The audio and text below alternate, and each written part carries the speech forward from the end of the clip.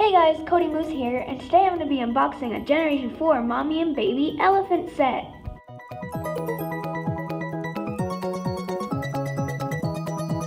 I also just happen to have the old Mommy and Baby elephant set.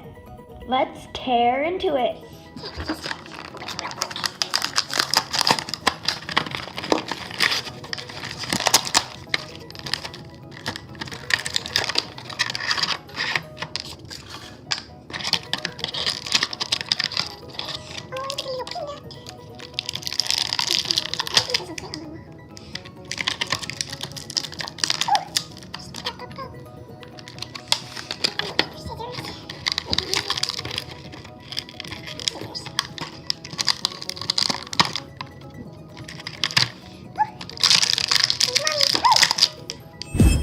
Here they are. Let's compare the mom elephants. First of all, this one is smaller than the other one.